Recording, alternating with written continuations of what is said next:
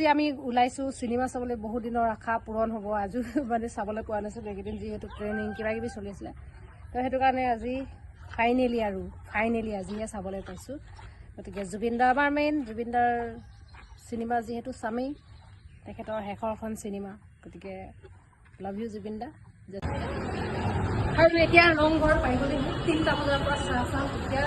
3টা বাজিলেই বেছি টাইম নাই 3টা বজাৰ পৰা টিকেট ৰেডি হৈছোঁ টিকেট কাটি থৈছোঁ